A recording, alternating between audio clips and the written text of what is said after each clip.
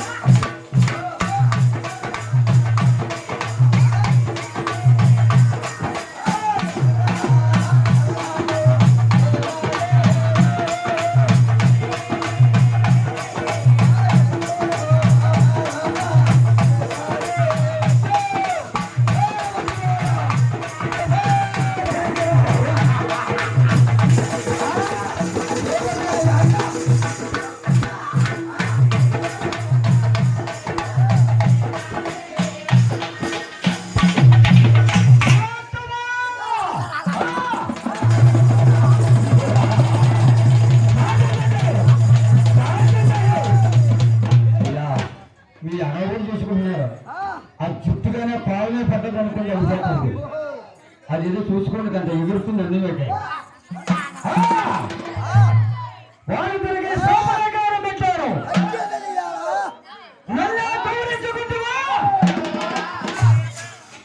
నీకు తగిన పరాభం చేస్తా.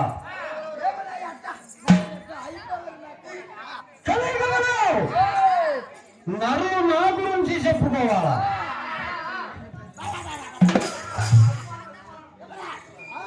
వాళ్ళిద్దరికి శాపనాకారం పెట్టాను. నీకు తగిన పరాభవం చేయాలా? ఏమి చేస్తే బాగుంటుంది? ఇప్పుడు గురికి కోపం వచ్చేస్తా ఉంది. ఇప్పుడైతే కోపం వచ్చేస్తుందో ఏం చేస్తాడండి?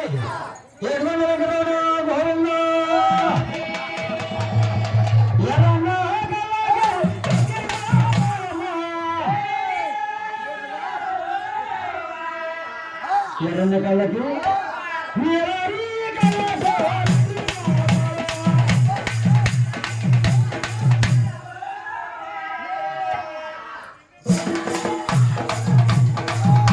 కుడి వేసిన ఎగరేసి గుడ్లను చేసాడు.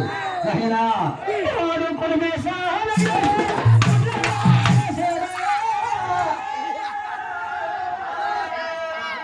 7 అడుగులు వెనక్కి మహానుభావుడు ఆయన పళ్ళు పడవి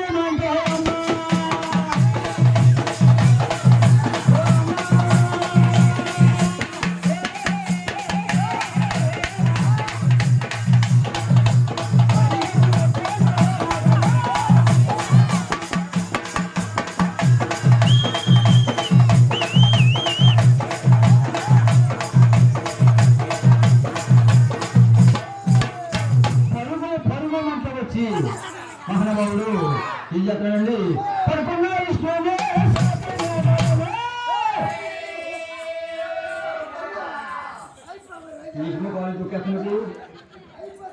రాత్రి కుర్చీలా నీకేమవుతాడైనా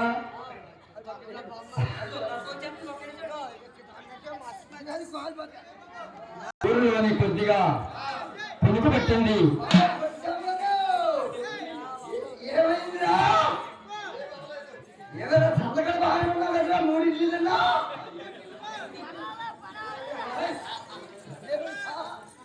గురుత్తమా గురుదేవా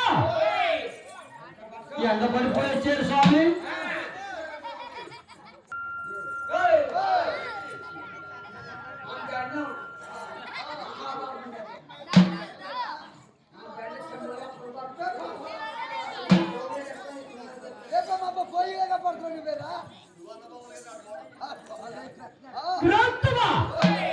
మీ పాదసేవ చేసుకుంటారు స్వామి.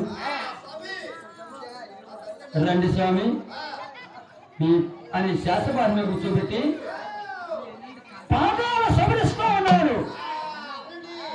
ఎవరి కోళ్ళు ఎవరు అంటారు ఇప్పుడు? అదేంటి లక్ష్మీదేవి అంటూ ఉంది. నాదా ఈడెవరో భూలోకం నుంచి వచ్చి రెండు చేతులు కనరా అది ఈ వైకుంఠాన్ని ఉండేవాడు నాదా. నా పుట్టింటికి వెళ్ళిపోతున్నాను. మహాతల్లి లక్ష్మీదేవి అంటుంది వేదంగా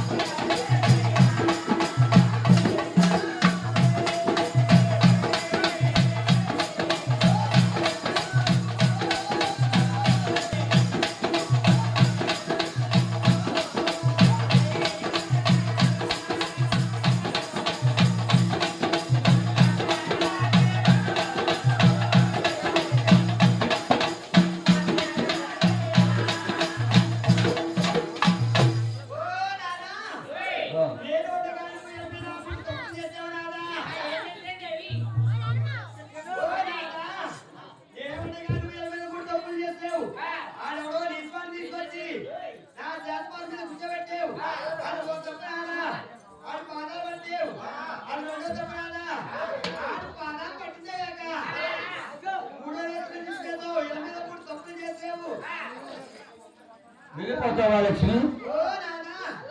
ఆయన ఇంటికో చెప్తున్నాడు కదా, నువ్వు కంగారు పడవద్దు, తర్వాత చెప్తానంటారు కదల్లా. ఏం తప్పు చేసేదైనా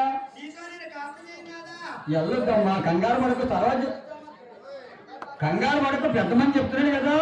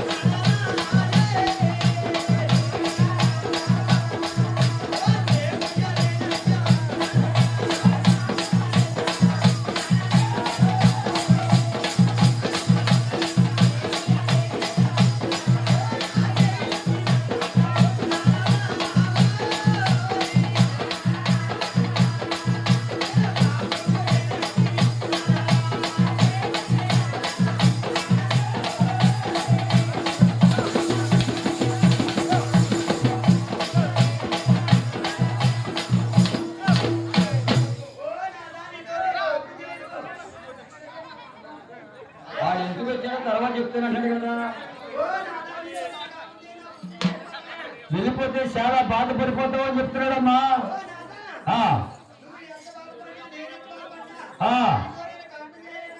వెళ్ళిపోతావా? నువ్వు వెళ్ళిపోతే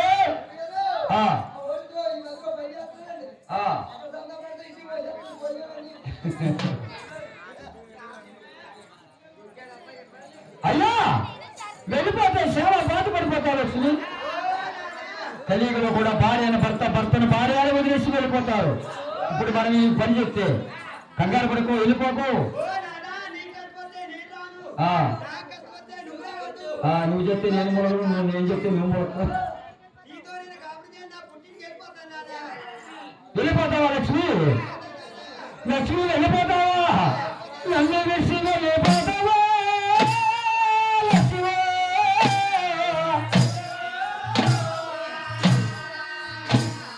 నన్ను వదిలి వెళ్ళిపోతావా లక్ష్మి? లక్ష్మి నా బాధాలు లక్ష్మి.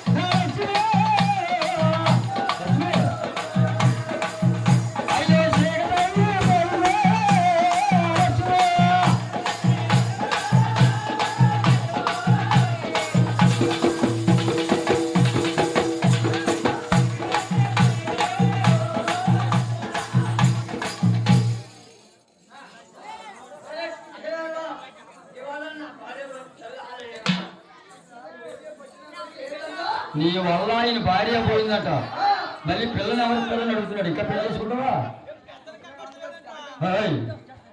కోపం వచ్చేస్తుంది. పొట్టోడంట అనుకో, పొట్టోడు అనకూడదంట.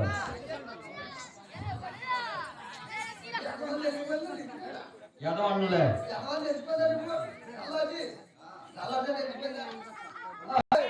భార్య పోయినా ఇంకో భార్య అవుతుంది. నీలాంటి దివ్య సంపన్నులైన గురువు నాకు దొరుకుతారా మహాత్మా? రండి స్వామి అని శాసపాన్ని మీద కూర్చోబెట్టి పాదాలు పడుతున్నారు. అరికాల్లో ఉంది మూడో నేత్రం చూశాడు. ఈ మూడో నేత్రం గురించే కదా వర్ణమిగుతున్నాడు వీడు. నా ఎంతటి వాడు లేడని చెప్పి వీడు పొట్టంతా ఈ మూడో నేత్రంలో ఉంది. మూడో నేత్రాన్ని నేను హతమడి చేయాలా? అప్పుడు నేనంటే ఏంటి వీడు తెలుస్తుందని చెప్పి పాదాలు సవరించినట్టే సవరించి అరికాల్లో ఉన్న మూడో నేత్రాన్ని అలా బొట్టుకుని మళ్ళీ ఆడలాగెత్తావు.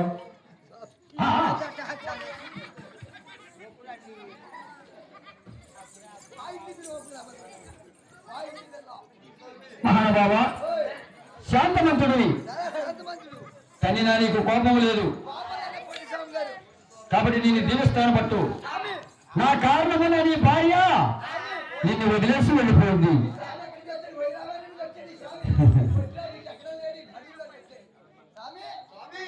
కంగారు పడకు మహాత్మా అని చెప్పి అది కాదు, ఆ చక్రం నీ బుర్ర కడెట్టుకుంటున్నావు, నీ బుర్ర పోతుంది ముందు. మహాత్మా నేను దేవస్థానం పట్టు కలియుగంలో ఏదో టైంలో నీ కొండకు వచ్చి నిత్య కళ్యాణం పట్టతోరణం కింద నిన్ను కోల్చి పూజిస్తారు అని దీవించాడు. మరి చూసావు ఆది శంకరాచార్యుల వారి స్వామి వారికి అంతర్వ్యాప్తం జరిగింది. ఎలాగా నీ కొండ పైన కలియుగం ఉన్నంత వరకు కూడా బెల్లము చుట్టూ సేమలు ఎలాగుంటాయో అదే విధముగా నీ ఒక్క కొండ పైన ఈ దర్శనానికి వచ్చే భక్తులు అదే విధముగా ఉంటారని ఆది శంకరాచార్యుల వారి స్వామి వారికి అంతర్వ్యాప్తం జరిగింది. దీవిస్తా ఉన్నాడు మహానుభావుని. కలియుగంలో వెంకటేశ్వర స్వామికి నమస్కరిస్తావు. ఈ నరులందరూ నిత్య కళ్యాణ పచ్చతోరణం కింద కొలిసి పూజించి ప్రతిరోజు కూడా అంటా ఉన్నారండి, ఏడు కొండలెక్కడెన్నో చేసినా, ఏడేడు జన్మలకు మరసి పోదునా, మమతార బంగారు దాసినా, ఈనాడు కొరకు నేను ఎదురు చూసినా, వెంకటరమణాలను చేసినా, ఎనలేని సంపదలు కలుగునా, స్థిరమైన సంపదలు కలుగునా, ఈ రాక కొరకు నేను ఎదురు చూసినా, శనివారముని భజనలు చేసినా, నాకున్న పాపములు పోవునా, అన్నమయ్య పాటలు పాడినా, మేమనుకున్న పనులన్నీ జరుగునా, కలియుగంలో వెంకటేశ్వర స్వామికి నమస్కరిస్తావు. ఇదే నా జీవన, నేను వెళ్ళిపోతున్నానని ముఖమారుసి హిమాలయ పర్వతాలకు వెళ్ళిపోయాడు. అయ్యా, ఇష్టమూర్తి వారు అనుకుంటా ఉన్నాడు, అదేంటి భార్య లేని రాజ్యం అది అదో రాజ్యానికి అంటారు. ఈ రాజ్యానికి మన ఆగంటికి అని చెప్పి లక్ష్మి లక్ష్మి లక్ష్మి లక్ష్మి అనుకుంటా వైకుంఠాన్ని విడిచిపెట్టేశాడు మహానుభావుడు. చక్కగా